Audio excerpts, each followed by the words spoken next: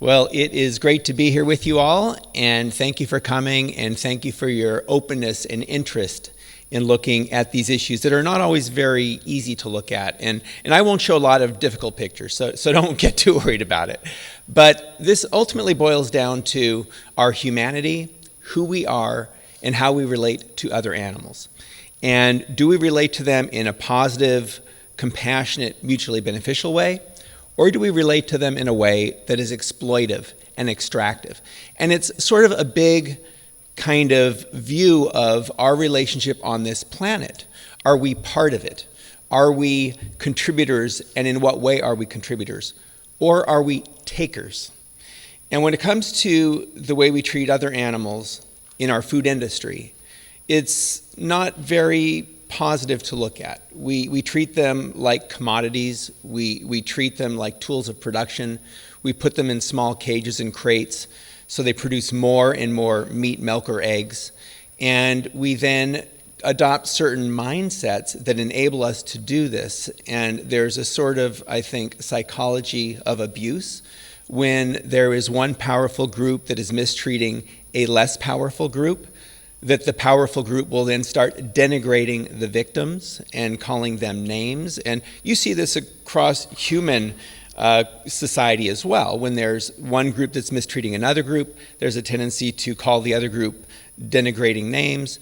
In the case of farm animals, being called a turkey, for example, is not a compliment. Being called a pig is not a compliment. But these are living, feeling creatures. They are not that different than cats and dogs, and they deserve to be treated with respect and compassion.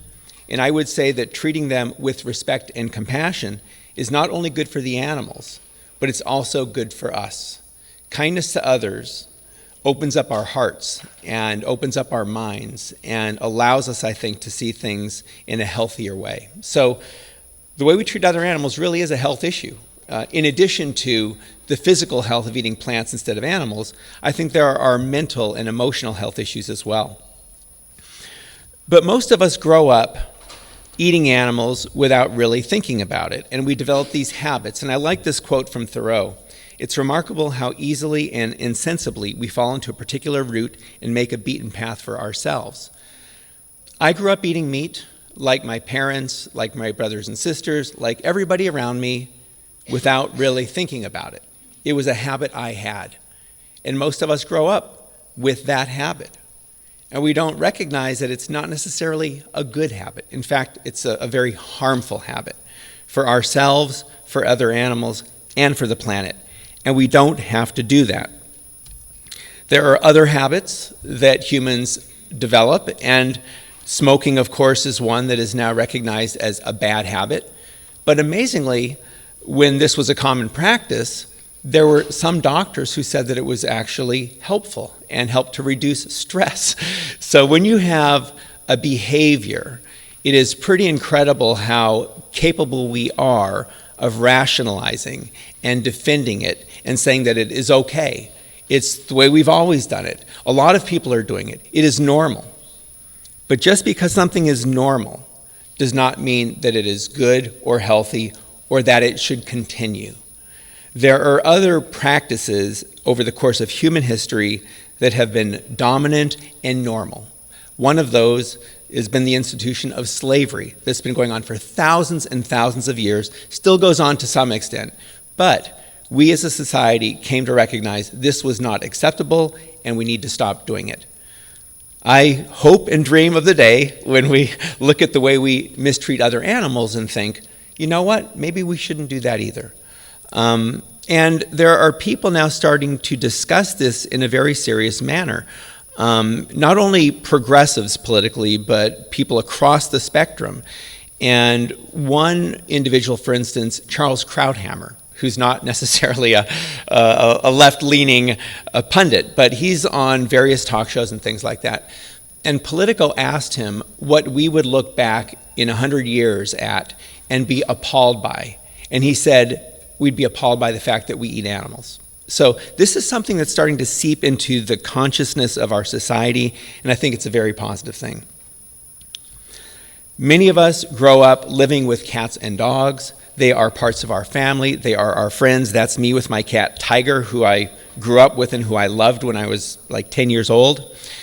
And despite the fact that I loved him, and I also grew up in the Hollywood Hills, saw wild animals, I saw coyotes, skunks, and deer, and I was sort of enthralled by these wild animals. But at the same time, I was eating animals without recognizing the inconsistency there. And then when I was in high school, my grandmother told me about how veal calves were raised, chained by the neck in small wooden crates for their whole lives, said, I'm no longer going to eat veal, and I haven't since then. Also in high school, I had come home from something, and my mother had made a chicken dinner. And I walked into the kitchen, and I saw this dead body on the plate with the legs and wings attached, and I recognized consciously that I was eating dead animals. And I didn't eat that chicken that night, and I didn't eat meat for a lot of high school. But those memories of that dead chicken started fading, and I, fell back into the habit of eating animals like everybody around me. We are social animals. We tend to do what those around us do.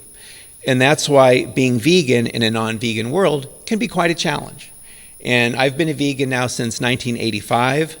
And back then it was a lot harder to be vegan. For non-dairy milk, we used to take powdered soy thing and mix it with water and have soy milk.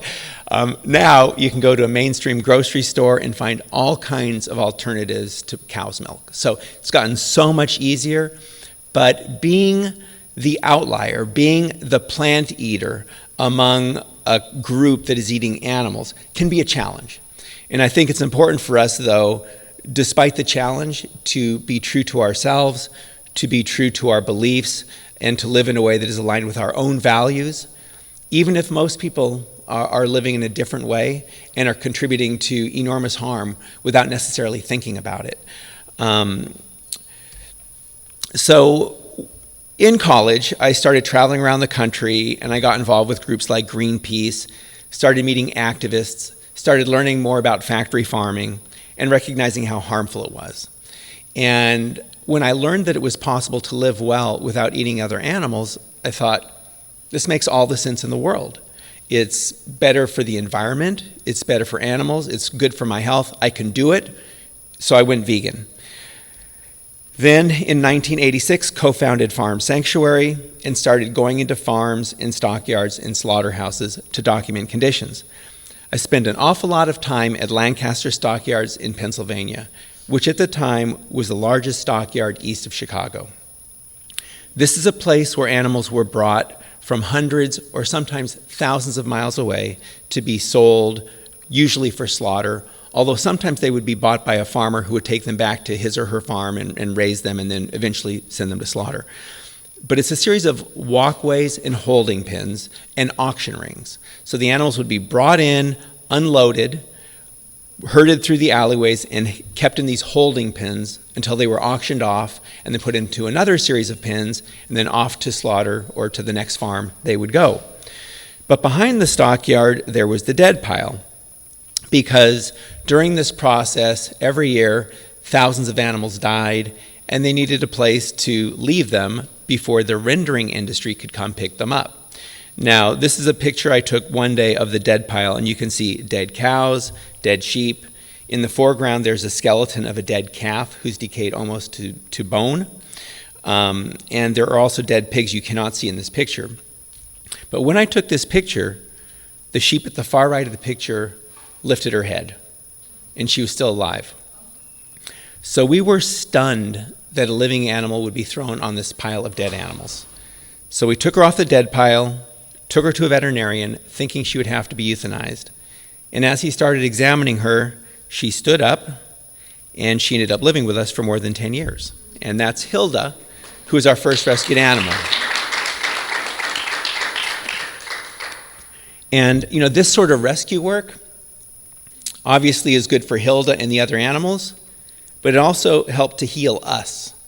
To go into these places and to see this cruelty over and over is not easy. And the sanctuary and the rescues are, in a sense, the antidote and the solution that we could feel good about. But sanctuaries can't rescue them all. So our animals are essentially ambassadors, and we can tell their stories and help to educate people about what this industry does to other animals and really to ourselves as well, because when we're treating animals this way, we have to lose part of our empathy, which is not good for us. But the animals are healers, the animals are ambassadors, the sanctuaries are places of peace and safety and healing and transformation. But I continued visiting farms to document conditions, and here's some of the photos I took over the years. On the upper left-hand corner, that's a dumpster full of the dead and dying male chicks born at a hatchery that hatch egg-laying hens. In the poultry business today, there are two distinct breeds of chickens. There are the meat-type birds that are bred to grow twice as big and twice as fast as normal to reach slaughter weight at just like 6 weeks old. They grow very fast, very large. Their hearts and lungs often have difficulty supporting that growth rate, and they'll die of heart attacks at just a couple weeks old in many cases. The picture at the upper right is egg-laying chickens in battery cages.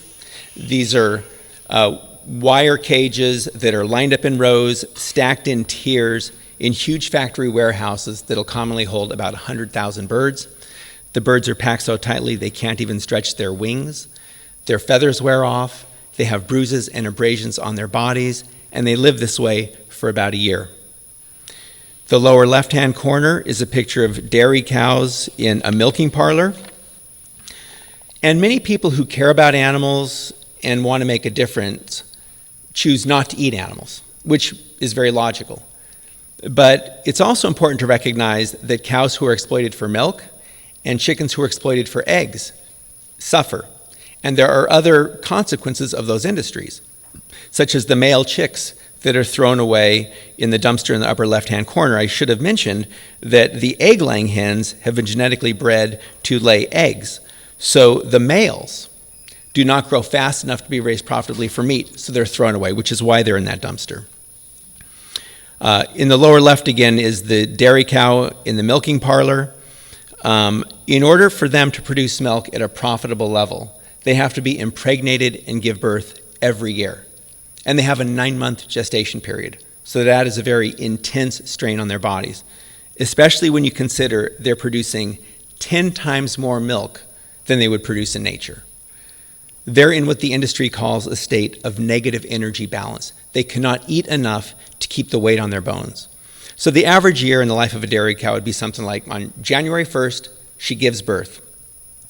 The baby is taken away, and then she goes into the milk stream a couple days later because they milk the colostrum out, and then she is hooked up to milk machines 2 or 3 times a day, and they pump all the milk out of her when they hook those up. I remember talking to some dairy people, and they described the cow's udder like a battery, that you have to suck it dry, and then it will fill all the way up again. And so this is done to maximize milk production. About 3 months into her lactation cycle, she's re-impregnated because she's got to give birth again in about a year. So now for the next 7 months, she's giving milk at this intense level, and she's pregnant. Then 2 months before giving birth again, they stop milking her so she can be reconditioned, so she can put weight back on her body, so that when she gives birth again, she can get back into the same cycle of being milked at such an intensive level and then being impregnated again. So this is a year in the life of a dairy cow. And in a natural environment, dairy cows could live 20 years, but on modern dairy farms, they're sent to slaughter after just about 3 years in production because their bodies are so worn out. And in fact, most of the ground beef in the US comes from dairy cows. And the picture at the lower right is of pigs in gestation crates. These are 2-foot wide metal enclosures where these animals live for most of their lives, unable even to turn around. Right before giving birth, they move them into a farrowing crate, which is also a 2-foot wide enclosure for the mother, but there's some additional space on the side for the piglets, so that when the mother lays down on her side, the piglets can nurse through the bars. And they're kept this way for about 3 weeks, and then the babies are taken away to be fattened for slaughter. They're killed at 6 months old. The mothers are re-impregnated, put right back into the gestation crate. So they live this constant cycle of impregnation, birth, and re-impregnation, going back and forth between the gestation crate and the farrowing crate. So these are some of the industries that produce our meat, milk, and eggs. These are some of the conditions, and most people are unwittingly supporting this. And it's because we grow up with habits and we don't think very much about our food or the consequences of our food choices. The good news is we can make choices not to support this and to create a different kind of world. Whoops. And so this is a picture of our sanctuary in Northern California. And when you visit Farm Sanctuary, the experience is very different than when you visit these factory farms. When you go into a gestation crate shed, for example, you hear the pigs clanking against the bars, screaming to get out. The air is thick with toxic fumes. It's a stressful place to be for the animals and for people. And you contrast that with visiting the sanctuary, where animals get to enjoy their lives. And we also get to enjoy their lives. And, you know, it does our heart good to see sheep out grazing or calves in the spring kicking up their heels, running out when it's warm again, chickens scratching in the dirt or perching. And, you know, this is something that is good for the animals, and just being around them in that environment is good for us, which is a stark contrast from what happens on the factory farms. The animals at Farm Sanctuary are our friends, not our food. And I think this kind of relationship is mutually beneficial, you know, as opposed to where we are exploiting and confining these animals and then ultimately killing them. That is clearly not good for the animals, and I would also suggest it's not good for us. So in the book, Living the Farm Sanctuary Life, we outline 5 tenets for living the farm sanctuary life. The first being to live and eat in alignment with your values. Most people are humane. Most people don't like cruelty. Most people are appalled to see what happens on factory farms. And most people are unwittingly supporting that industry. So there's this disconnect between our compassionate values and our humanity and our behavior. And if we can align those, I think we'll see a massive shift. And this sort of speaks to the emotional challenges we face, because most people are humane and don't want to support cruelty, but most people are supporting cruelty. And so when the issue of factory farming or animal slaughter comes up, people so often say, "Don't tell me, I don't want to know. It's too upsetting," because there's this massive disconnect. And as vegans, we, I think, tend to remind people of that disconnect. And so there's oftentimes in social situations challenging interactions. I think it's important for us as vegans to be mindful of the fact that people are imperfect, including ourselves. Even the most vegan is not perfect. And also recognize that most people want to do better and want to live well and want to live compassionately. And so giving people tools and encouragement and support for any step they take in a positive direction is, I think, an effective way to create change. And in the vegan movement, and again, I've been a vegan since 1985, I think we have learned that wagging the finger doesn't work very well. And this is a process we're all in the midst of as human beings. We're learning, we're trying to do better. And I think our food choices have profound consequences that most people don't think about, and to the extent we can help people think about those, and then to live in a way that is aligned with their values, that they can feel good about. And instead of saying, "Don't tell me, I don't want to know," people can say, "I know where my food comes from, and I feel good about it." The second tenet is to engage in a mindful connection with animals. And the science has actually shown that when we interact with animals in a positive way, it helps to reduce our stress. It helps to improve our own health and well-being and longevity. And you contrast that with, again, the factory farm or slaughterhouse worker, what that does to people. Could you imagine what it would be like to work in a slaughterhouse where for 8 hours a day you're cutting the throats of animals? It's a very difficult, painful, bloody job. And, if you have school children, think about the different sort of experiences that they would have at visiting a berry patch or an orchard and picking plant foods versus going to a slaughterhouse. The slaughterhouse experience can be traumatic. And, we're concerned also about children in 4-H and Future Farmers of America projects and what that does to kids who raise an animal, they get to know this individual, and then they have to send them to slaughter. What does that teach? It teaches insensitivity, and it teaches that those other animals are commodities. They're not living creatures. And that sort of mindset is, I think, dangerous, and it can jump the species barrier. And of course, with Farm Sanctuary, one of our primary interests is in encouraging people to see farm animals very much like they see their cats and dogs.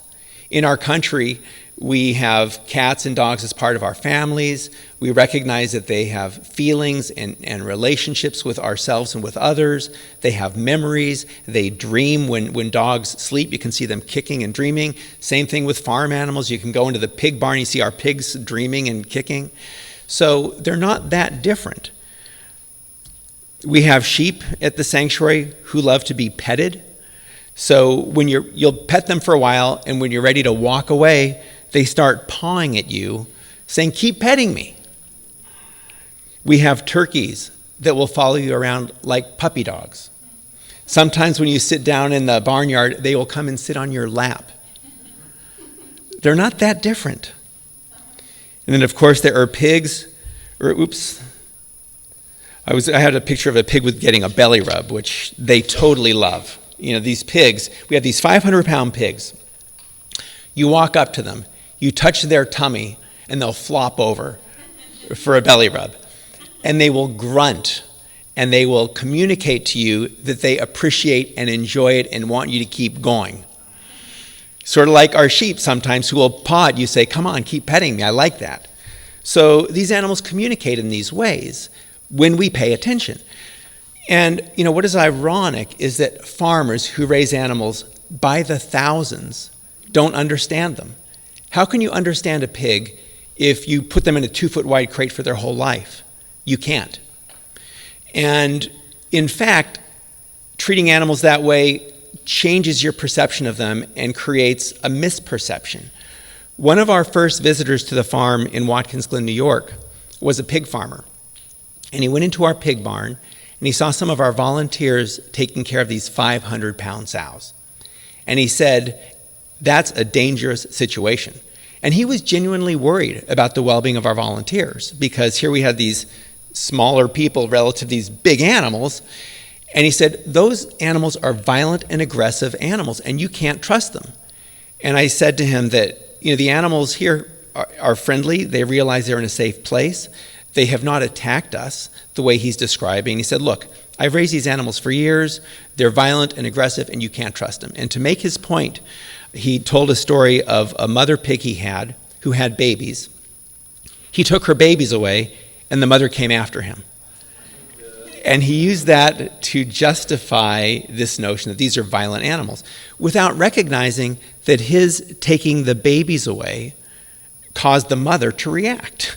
So there becomes these blind spots that people have where they don't recognize that these animals have their own emotions, their own feelings, their own experiences, and that they, like us, want to live happy, healthy lives.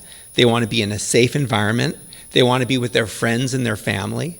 They don't want to be hurt. They don't want to be mutilated. And on factory farms today, a common practice is cutting off parts of the beaks of chickens, or cutting notches into the pig's ears, cutting the tails off of pigs, all done without painkillers. Male animals are castrated without painkillers. So these are like common practices. When I was at Cornell University, I took some animal science classes, and I saw the desensitization process happening right in front of me. In this one class, we were being taught routine farming procedures with pigs. So there were farrowing crates with the mothers and their piglets, and the teacher took a piglet out of the crate and had a tool and was showing us tail docking, and ear notching. So he held the piglet up, took this tool and cut off the tail, and the piglet screamed like crazy, bled, and then he said, "Who wants to try this?" None of the students in the class wanted to try it. And they looked, when he said, "Who wants to try?" they looked down, they started stepping back, they tried not to catch his eye. But eventually, one of the students in the class stepped forward and tried his hand at this. And this is Cornell University, this is animal science, these are pre-vet students, they want to please the teacher, they want to do well in class, so there's this pressure to do this. Then after the first student did it, a second student stepped forward and did it. Each time a new student stepped forward and did this, you could see the initial resistance in the room draining away. And you could see how we are social animals and we're influenced by those around us. If everybody is doing something and we're not, it's tough. So that is, luckily there were many people in the class and I didn't have to step forward and do that, but it was interesting just to watch psychologically how these behaviors became normalized. And then, on top of it, the teacher started explaining, we do this for their own well-being. We cut off their tails so they don't bite each other's tails. And the reason they bite each other's tails is because they're confined in these intensive confinement systems where they're bored and they're stressed and they're driven to aggression. So we create these bad situations that create bad behaviors, and then we cut off their tails and rationalize that we're doing it for their own good. And so it's just very interesting to watch that whole thing happen. Thankfully, there's been more awareness about factory farming and about the cruelty of putting animals in small crates and cages. People want an alternative. And so we're at a time now where lots of people are looking for humane meat, milk, and eggs. Usually that term means very little. Most of the farms that say the animals are free range or cage free are factory farms. Free range only requires that animals be given access to the outdoors.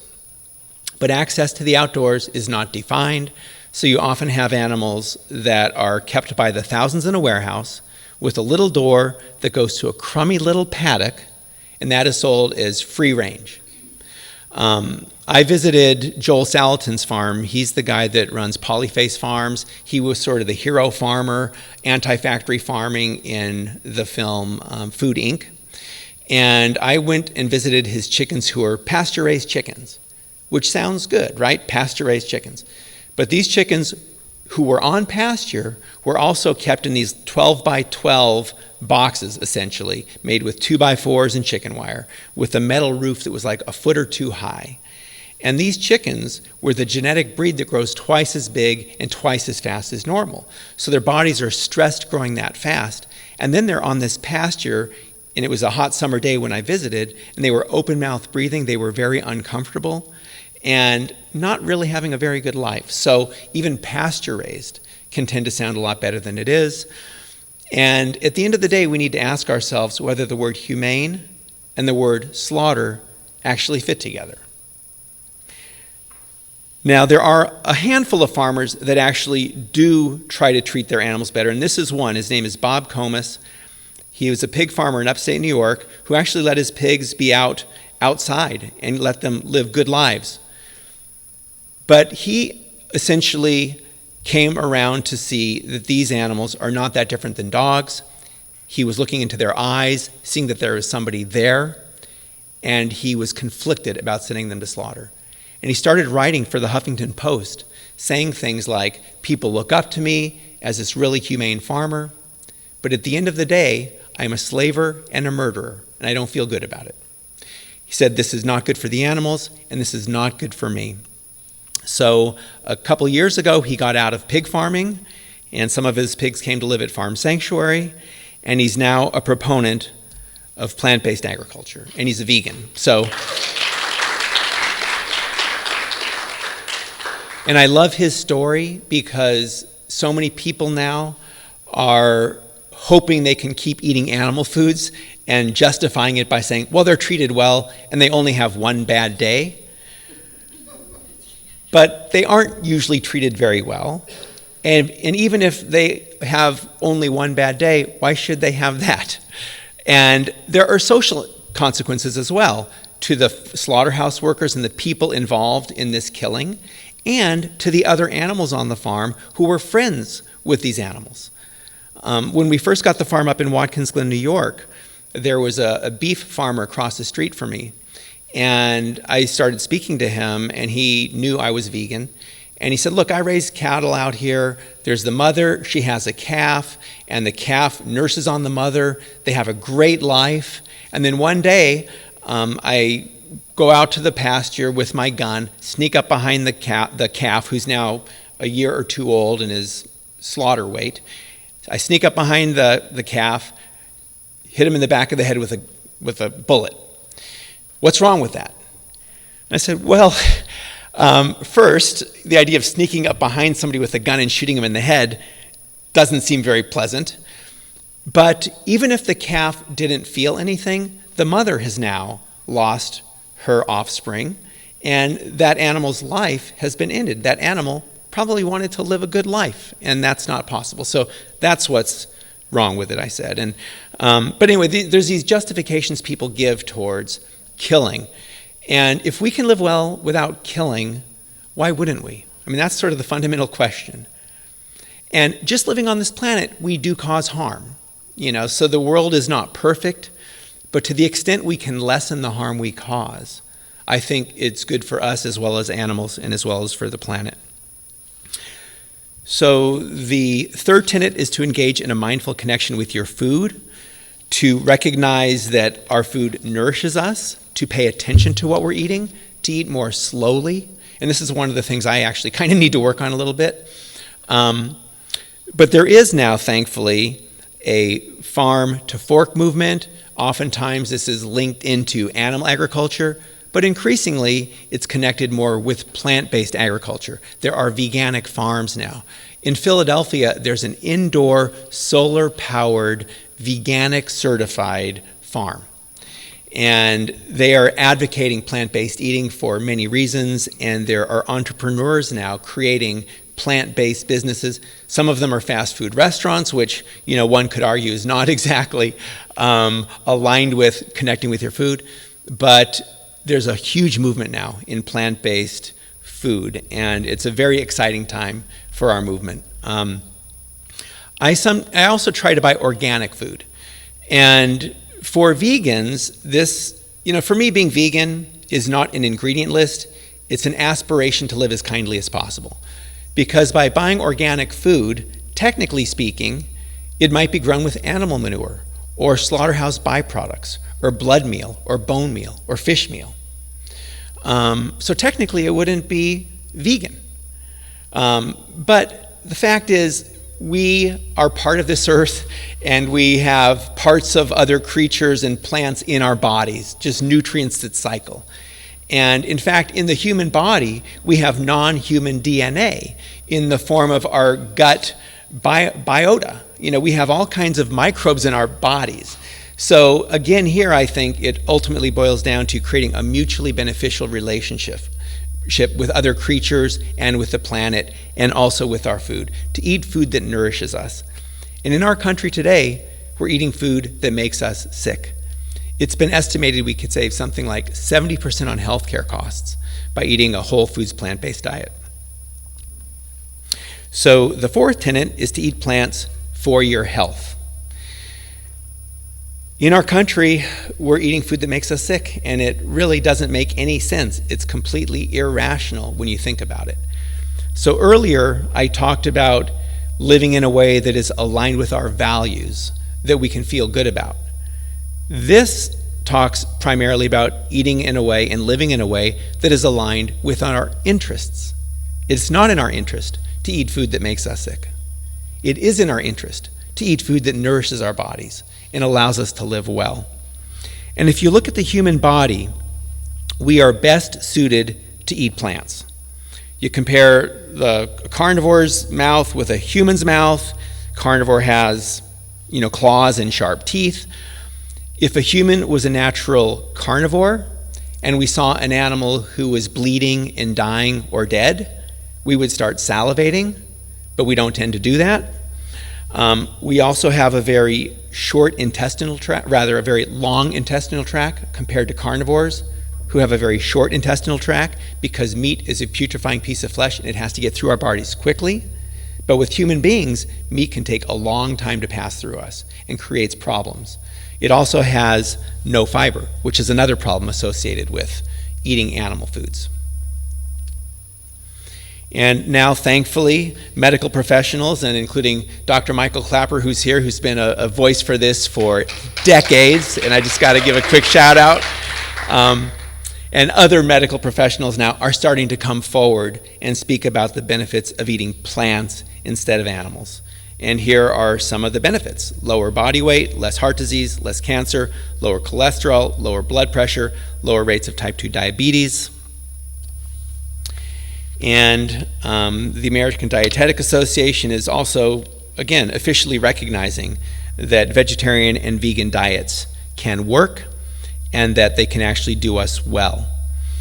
The recent U.S. dietary guidelines recommendations, in fact, included a recommendation that we eat more plants and fewer animals, which is a good thing. This was in Washington, D.C. Of course, the elected politicians, who are oftentimes speaking at the behest of industrialized animal agriculture and the big ag, we're not for this, and so the USDA is making small steps. They're not doing as much as needs to be done, but they are actually making some small steps. And they are promoting more organics. They are promoting more fruits and vegetables. Michelle Obama had the White House Organic Garden. So I think these are all very positive things, but some of them are more symbolic than actual. And when you get into appropriations and money being spent by our government to support different kinds of agriculture, that money tends still to be spent way too much to promote industrialized animal agriculture in the form of subsidies for corn and soybeans, which are used as animal feed, in the form of purchases of excess products such as cheese. The USDA recently bought $20 million of excess cheese that it's now going to be feeding through food assistance programs, in many cases to children. So there's still a long way to go, but the discussion is underway in Washington about our food. And I believe that the economics of it are also going to play a big role, because we're finding out that we're spending a lot of money, we're losing a lot of money on a system that needs to change. And but there's still, it's a work in progress. And so the fifth tenet of living the farm sanctuary lives is to eat plants for the health of the planet. Eating plants directly is far more efficient than growing corn and soy and other crops and then harvesting them and then feeding them to animals. 35% of the planet's ice-free surface is devoted to animal agriculture, and this is in the form of crops and also in the form of pasture. Recently, there's been something in the news about the government's intent to kill hundreds of thousands of horses in the West because they're grazing on land that the cattle industry wants. So then there's also predator control programs.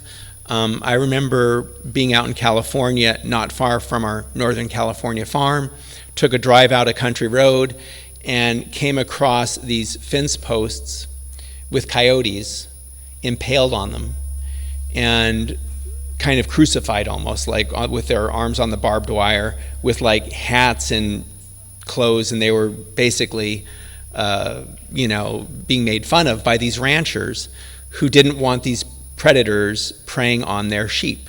So there are these other consequences associated with animal agriculture and taking up so much land. And the argument animal agriculture often makes is that some land is not good for anything except grazing. You can't grow crops there. And in response to that, I would say, if we're just growing crops and eating those directly instead of growing crops to feed to animals, we only need about 1/10 as much land anyway, so we don't need to go into these marginal lands to graze animals. And it's okay for us to let some space for wildlife and for nature and for forests and for prairies. We don't need to occupy every inch of the earth. But that's part of this whole agribusiness mentality of ongoing expansion. And I'm concerned now about what's happening internationally. How, in China, for example, they're eating more meat.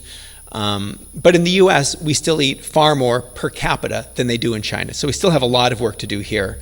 And I think it's important for us to get our own house in order, while we also are concerned about what's happening around the world. As I mentioned before, corn and soy are grown, the vast majority of it in this country, to feed farm animals. We could feed far more people if we ate this directly. Animal agriculture is a huge contributor to our problems with water shortages. Not only do we use a lot of water to grow crops and then to raise animals, but slaughterhouses use a lot of water. One chicken slaughterhouse, for example, can use like 1.5 million gallons of water a day. I remember one time visiting a slaughterhouse in California where they were herding young calves to the kill floor with fire hoses, with water. And I wondered to myself, why is this slaughterhouse using water to herd calves to the kill floor? And then I thought to myself, they probably have a water allotment. And by using all of this water, they will be entitled to continue using this water. Animal agriculture has preferential access to water and other scarce resources. And the fact that they use it and have used it for years entitles them to keep using it. So there's somewhat of an incentive to waste water in this way. Livestock also produces more greenhouse gas emissions than global transportation. The United Nations has reported on this and also said that animal agriculture is one of the top contributors to the most serious environmental problems our planet faces. So eating plants instead of animals also means we can create a greener, healthier planet for all of us. So the good news is that each of us can be empowered to make choices that are aligned with our values and our interests. And those choices are increasingly tasty and more readily available than ever. There are urban organic farms now. There's one in Richmond, Virginia, for example, that actually gives out produce at the corner market, which happens to be a liquor store. But they're giving out produce at this liquor store because that's what's in the community. And they're going to where the people are and making this food available. There's a guy in the Bronx who started a group called Bronx Green Machine. And he's a teacher at a school where they had 40% attendance rate. And he started working with these kids to grow plants. And it's now moved into growing food. And now they have over a 90% attendance rate.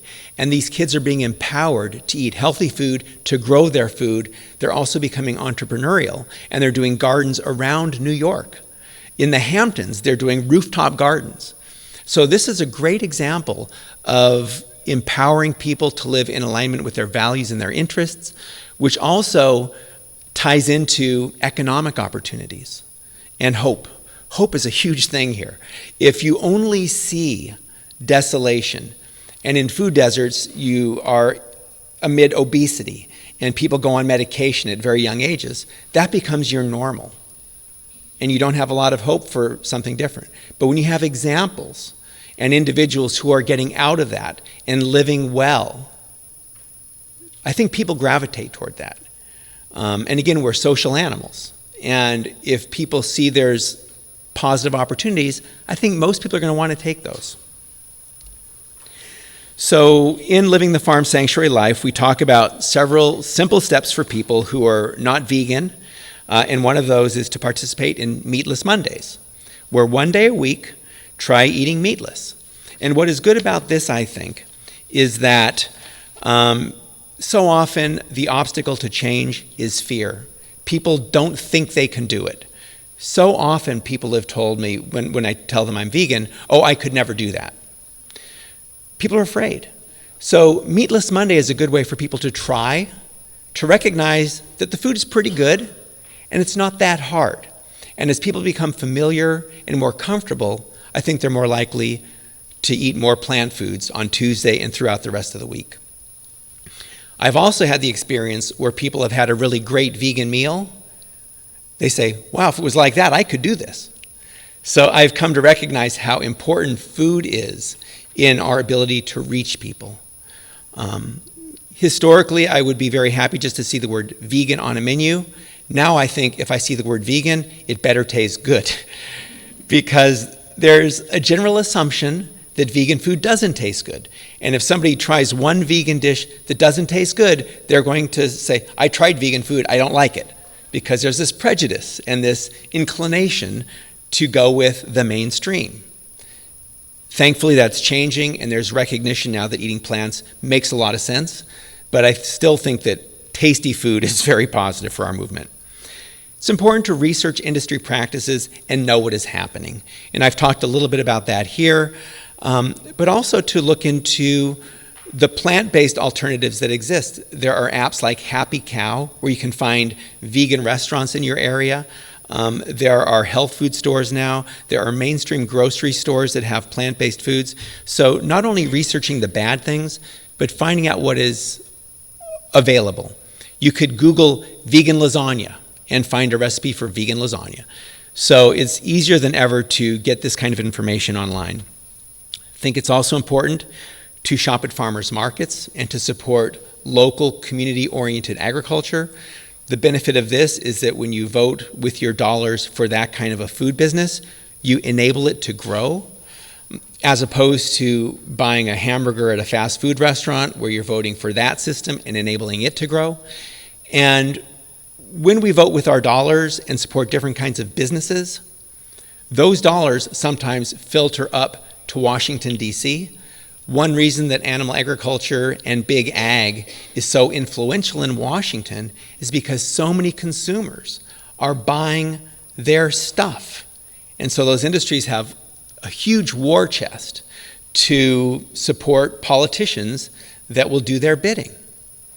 And when we start voting with our dollars and supporting alternative industries, those industries will start growing and will start having political clout.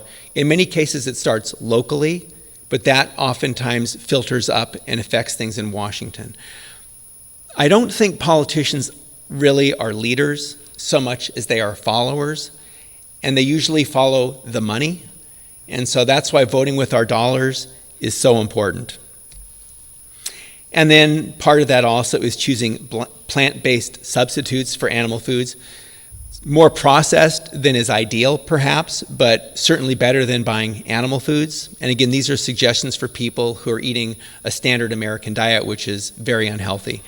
And what's happening now in the food business is also, I think, very interesting. You have dairy industry companies now investing in plant-based businesses. Dannon, the big yogurt company, just bought White Wave for $10 billion, and White Wave does a lot of these vegan milks.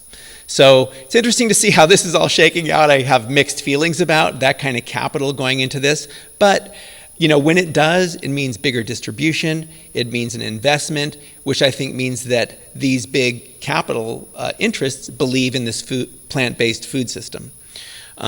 There are new vegan companies that are getting investments from people like Bill Gates. There's a company called Hampton Creek in the Bay Area of California, and one of their main products is called Just Mayo. It's a vegan mayonnaise. And after that was reaching a wider and wider audience, Hellmann's mayonnaise became increasingly nervous and sued Just Mayo and said, you can't use the word mayo because it doesn't have eggs in it. And Just Mayo held their ground and said, we think we can use the word mayo. And so Hellmann's got some bad press and then dropped the lawsuit. Shortly after that, the Food and Drug Administration came after Hampton Creek and said, you cannot call it Just Mayo because it doesn't have eggs in it. And again, Hampton Creek held their ground and said, we think we can call it mayo. We can make the label clear so it says that it's plant-based, but we think we can call it Just Mayo. And then some emails were released between the egg industry and the FDA, showing that they were in cahoots to try to get after this vegan startup producing this plant-based mayo. So then FDA and Hampton Creek came to an agreement, and now they said, okay, you can call it just mayo, you just need to make it clear on the label. So that's the case now. And the kicker to the end of this story is that Hellmann's has now introduced a vegan mayonnaise. Which is great. They should have just done that in the first place. So the good news is that the marketplace is starting to speak. Consumers are starting to pay more attention. Consumers want alternatives to factory farming. Consumers don't like what happens to animals, and they don't like being sick, and they don't like the planet to be destroyed. So it's kind of a slam dunk, you know. So I'm very optimistic about the fact that these issues are getting out there. And social media is a huge part of this. So some of you probably, you know, do the Facebook thing, the Twitter thing, the Instagram thing. Keep doing it. And, you know, we're social animals, and we interact with people individually. We also interact with people online increasingly. And that's a good place for people to get information. I would also caution about using too many harsh images on social media. I think it's important for people to see that, for people to recognize what is wrong with the system. But people also need to know there are solutions and need to feel empowered to take steps so that they're not part of the problem. I think one of our historical challenges is that we, as a vegan movement, has said, look at these problems. And people see those problems and they feel terrible about them, and they don't think they can do anything about it because they don't think they can go vegan, or they don't think they can be perfect. This is why with Farm Sanctuary, one of our fundamental values is to speak to people where they are on their own journeys and encouraging people to take steps. And with each step, I think people feel better and more empowered to take another step. And also to recognize that we are human beings and none of us is perfect. Just living on this planet, we're going to be causing harm. But it's a matter of doing the best we can, and as I mentioned before, to aspire to live as kindly as possible. And we also are happy when people can come visit Farm Sanctuary, and we encourage people to do that. We have sanctuaries in Watkins Glen, New York, sanctuaries in Acton, California, just outside of Los Angeles, and another one up in Orland, California, north of Sacramento.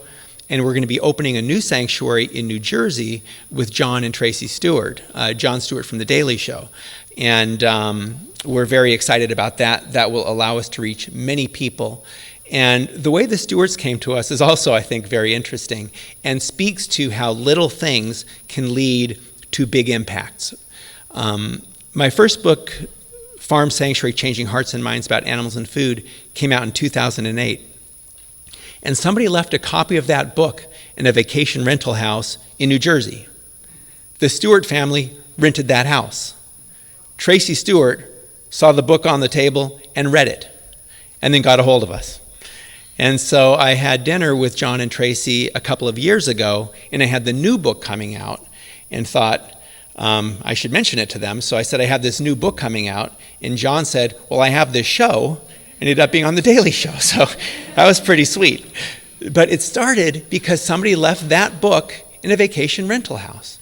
So sometimes leaving a piece of literature at an airport, or at a restaurant, or at a hotel might have an impact that you could never imagine. So doing little things can have a big difference, and I think we need to take heart from the little things we do.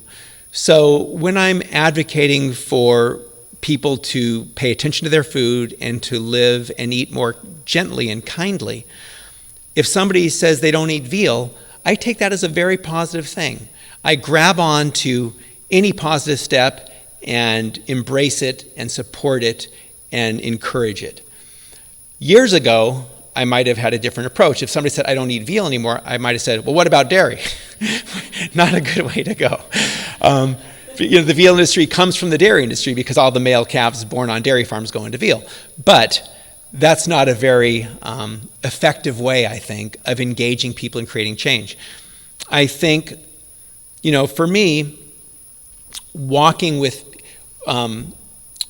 seeing things similarly with people, walking side by side together is much better than confronting and conflicting. And so you find the common ground and you build from there. And I think that there is, in fact, a lot of common ground. Most people are humane and don't want to support cruelty. Most people would rather eat food that nourishes them and doesn't make them sick. Most people would rather support a food system that doesn't destroy our planet. So we have an awful lot to work with here. And different people will respond to different things. So if somebody is concerned about the environment, that's a good thing to talk about. If somebody's concerned about their health, that's a good thing to talk about. If they're concerned about the ethics of how animals are treated, or even the ethics regarding workers on factory farms or in slaughterhouses. These are all relevant and important issues. And they all speak to who we are on this planet and whether we are engaging in mutually beneficial relationships with others. And to me, living mindfully and aspiring to live as kindly as possible are core to being vegan. And part of that is in developing mutually beneficial relationships, ones that are not exploitive to other animals or to other people or to the planet.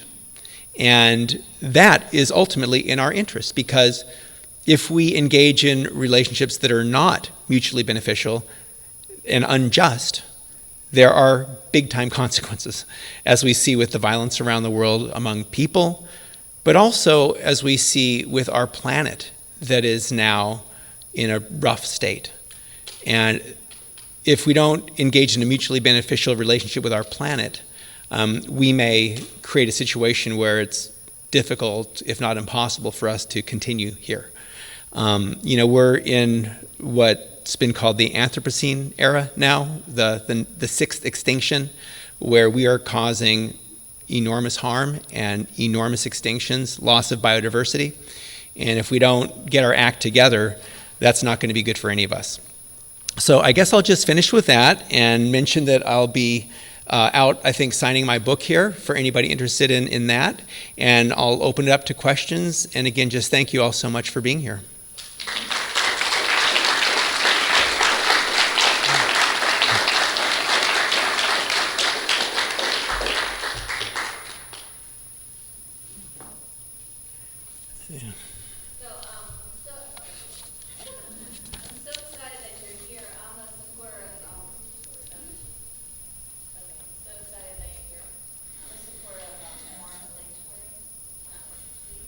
I can, but I think they might want the mic. We'll see.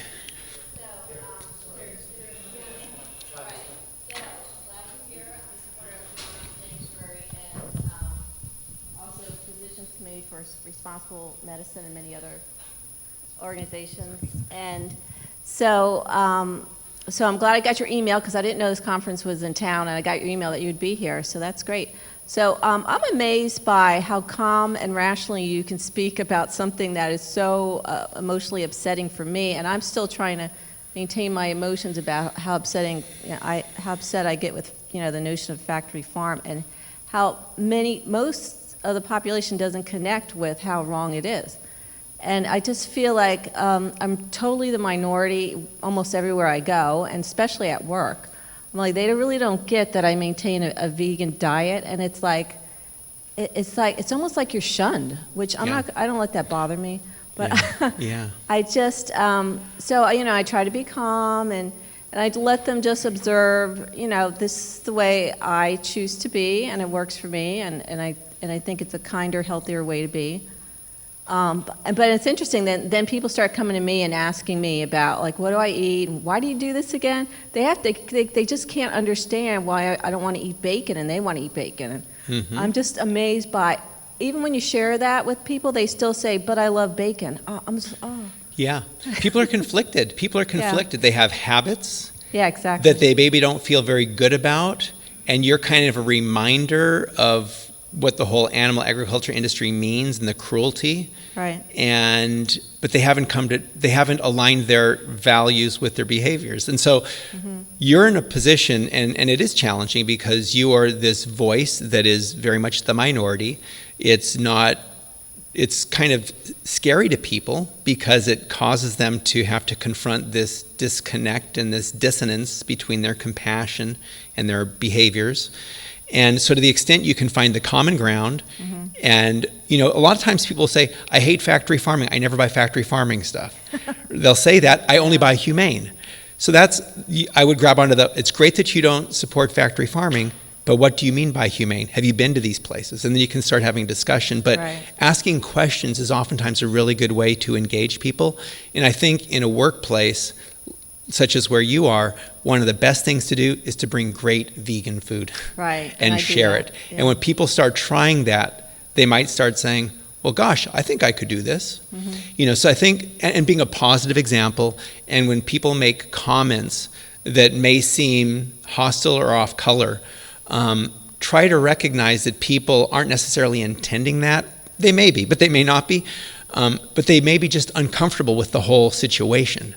Right. They probably feel like you're saying they are cruel, and you've never said that. Yeah. They may feel that. So it's trying to figure out what the underlying emotions are. What are people feeling that's causing them to say certain things, and to act in a way that is essentially going to get you on the same path towards living more kindly and mindfully and healthfully and compassionately. And then, so one more quick thing.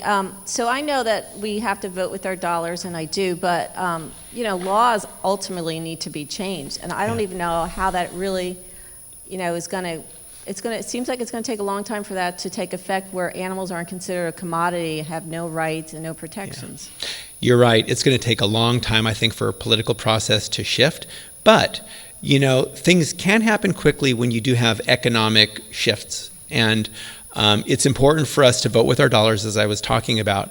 It's also important for us to let our elected officials know our concerns and to express those concerns. And to do that with our politicians in Washington, D.C., but also locally at the state level, even at the county level, and to be involved in community efforts and support community-based, plant-based agriculture in every way we can. And it's going to be a long battle, but every journey starts with a single step, right? So going to the farmer's market more frequently, and taking heart from the little things. Like maybe last week I didn't get to the farmer's market, this week I did, a little thing like that. I went to a local co-op this week and I supported certain local foods. Or there are community-supported agriculture programs now, CSAs, that are an interesting new form of food production where consumers invest in a food production system early in the season, and this is a farm that sells shares. So as the farm grows the food, if it's a big year, everybody shares in the bounty. If it's not a great year, everybody shares in the risk. And this way, farmers have less risk going in, and consumers are more connected to the farm and share in the process of growing and consuming the food. So community-supported agriculture programs are another, I think, very positive thing happening. Community gardens are happening. You have, in some cases, urban rooftop gardens, participating in those. So part of it is voting with our dollars. Another part of it is voting with our hours and our time and engaging in those things. And by doing that, you then become an example for others who see it and think, oh, if she's doing that or he's doing that, I could do that. We are, it's been said, monkey see, monkey do. I think humans see, human do. So the more humans are doing things that make sense, the more others will see that and start doing the same things. And when people recognize that you can get older and not go on heart medication, that's another example that people will see and go, geez, taking heart medication isn't normal. You don't have to do it. So little things like, but yeah, it's patience and persistence, I guess, are the key words I'll finish with. Patience and persistence, and taking care of yourself, breathing, eating well, getting rest, exercising, all that kind of stuff is important too, because then that way we're in a better position to deal with different challenges. Hi, Jean. Thanks for an amazing presentation. It's really great to have the animal issues also brought to the conference. I especially appreciated your addressing the humane lies and the misleading. People care about animals, and so they're drawn to that, and actually bringing out points that most people don't think about, which is the loss of friendship that animals have when they're slaughtered, when they're taken away from their parents, and just in general that they are social animals and that they feel the loss of just having their friends removed. I don't think enough attention is given to that.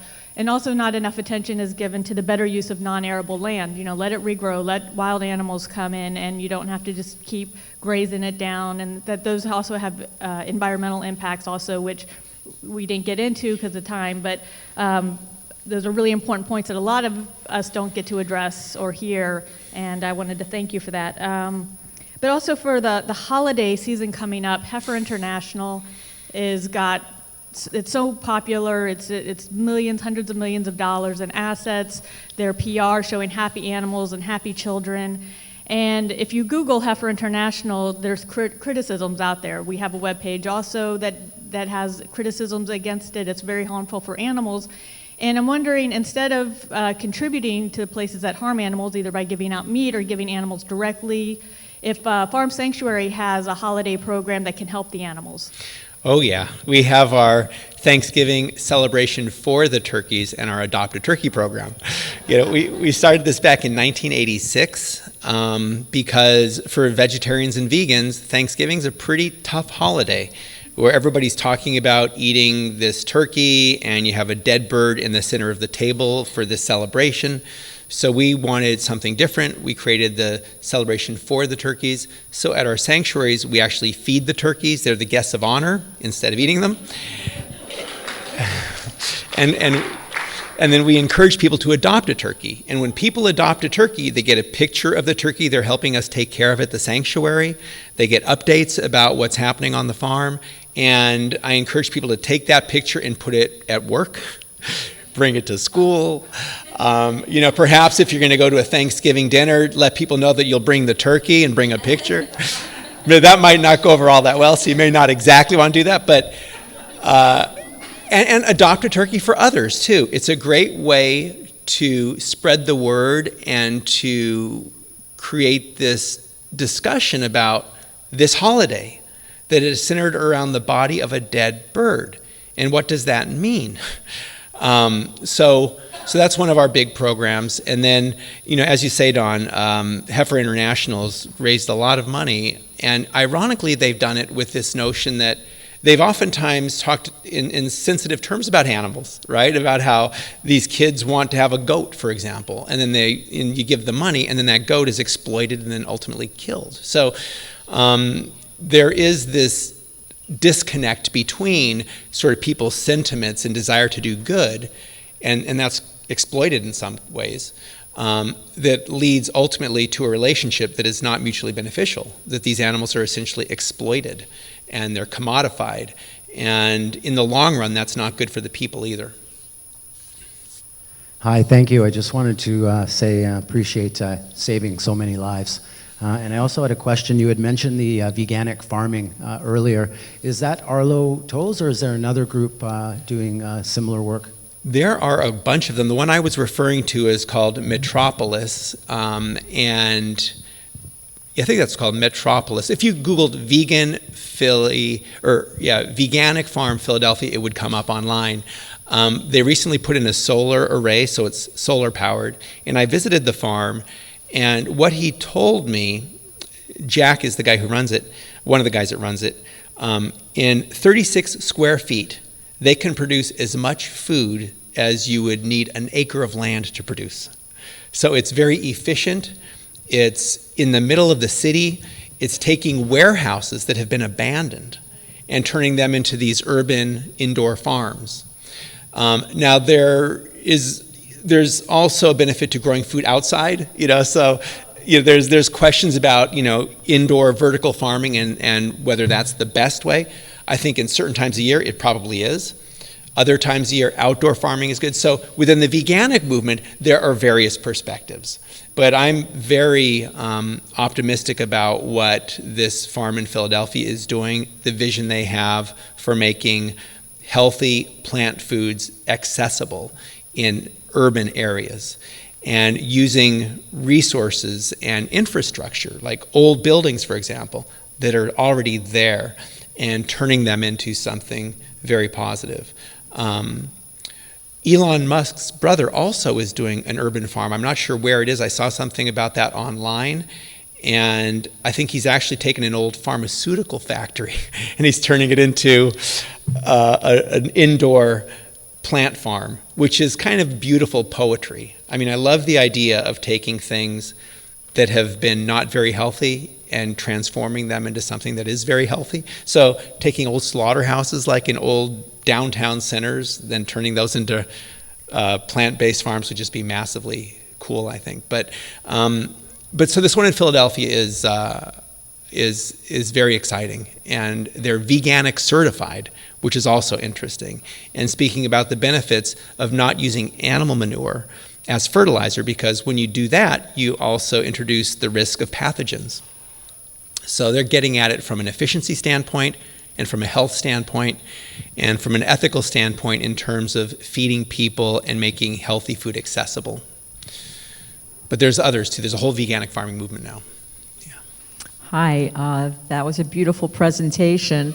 So can you give me counter arguments for the reason why people believe that it's okay to eat animals, stemming from two reasons. One of them would be the ecosystem, which is the big fish eats the little fish, and why, that cascade of the ecosystem, why we shouldn't eat animals, aside from the factory farming, speaking on that, and then also from the biblical edict that it's very controversial in the Bible whether to eat animals or not. So aside from the factory farms, people believe that it's okay to eat animals because that's what they learned in the Bible. So Can you speak to those two arguments, please? Sure.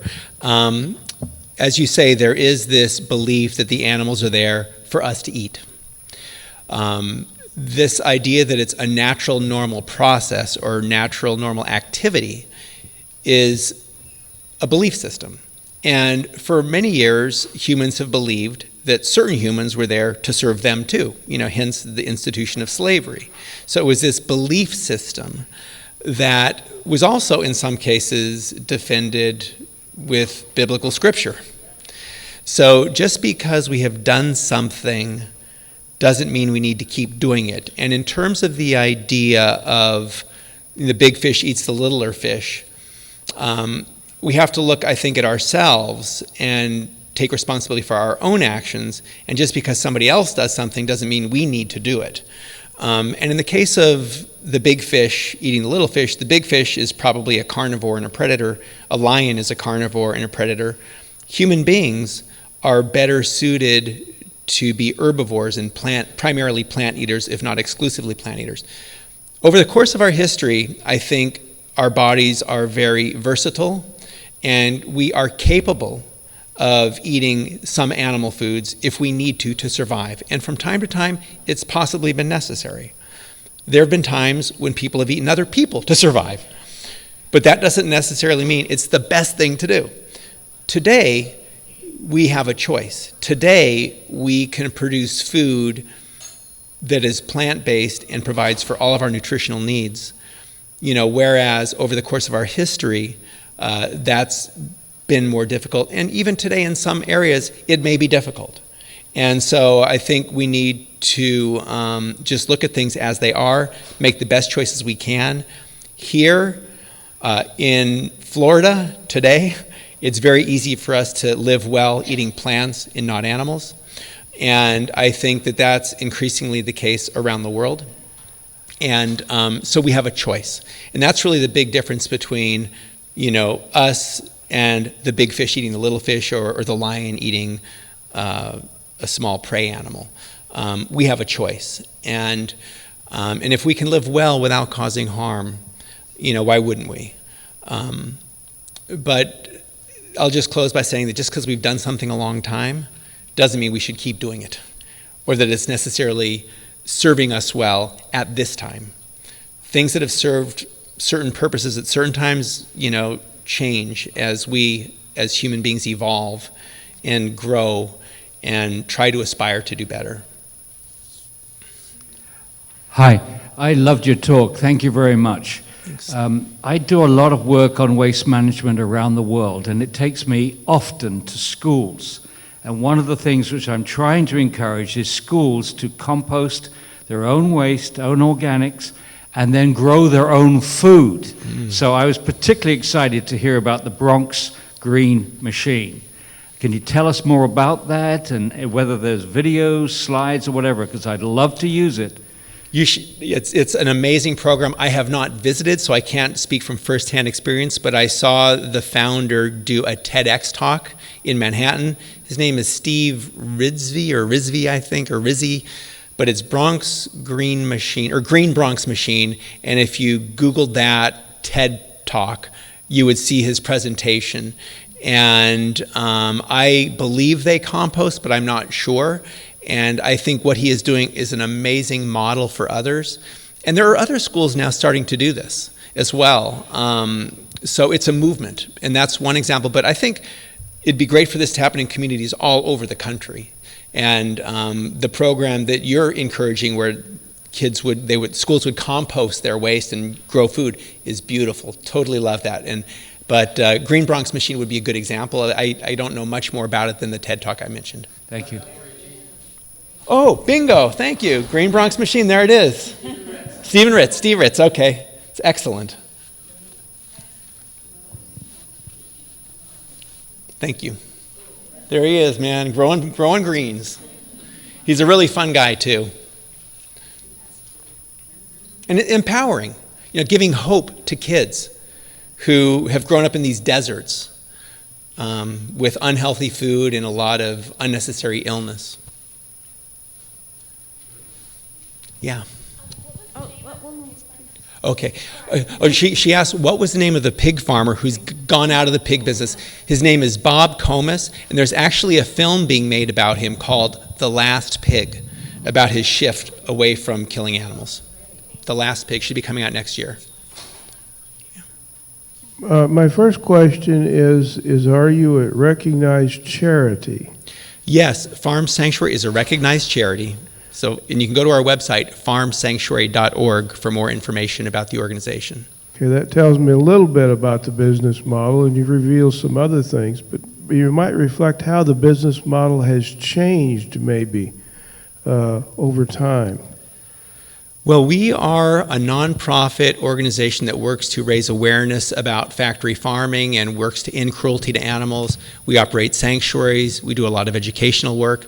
We are now in the process of looking at perhaps growing food at our sanctuaries. We haven't done that yet, but the hope is to be sort of in the solutions side of this, and perhaps even partnering with some for-profit businesses that are veganic farmers, for example.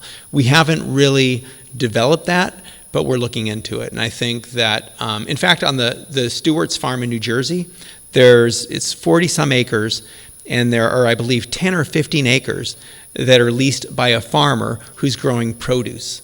And there's a farm stand there. So we're moving in this direction of demonstrating solutions in addition to exposing problems. Sure.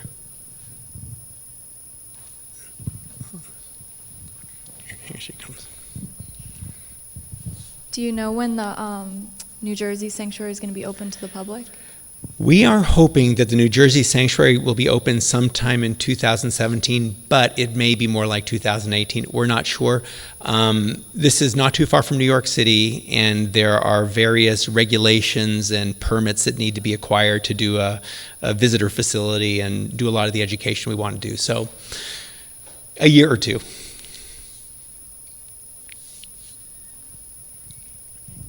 So I was really excited to see that you have those little houses for rent, and they look amazing. I think that'd be a great vacation. Oh, yeah. And so one day I'd like to do that. But also, and it's right there on your property.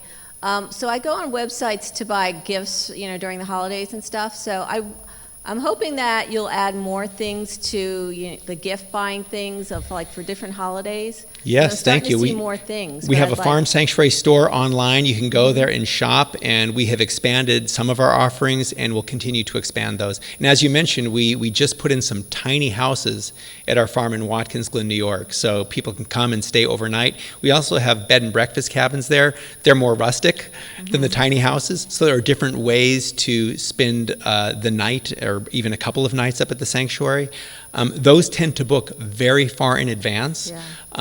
But it's a great place to hang out. It's wonderful to wake up and to look out and see the pigs out there rooting and hear the roosters crowing. It's a sanctuary, and it's a very peaceful place. And for many, it's extremely refreshing and inspiring and empowering. And you should definitely come and stay up in one of the tiny houses if you get a chance. That's at our farm in Watkins Glen, New York. We don't have overnight accommodations at our California farms, and I don't think we're going to do that in New Jersey either. But Watkins Glen is our first sanctuary, and it's a beautiful area. We're next door to a forest. There are wineries in the area, so we also tie in a little bit to the tourism in the Finger Lakes region of New York. So there's a lot to do there in addition to hanging out with the animals and giving pigs belly rubs and having turkeys follow you around and hugging on big old cows too. Okay, good, thank you.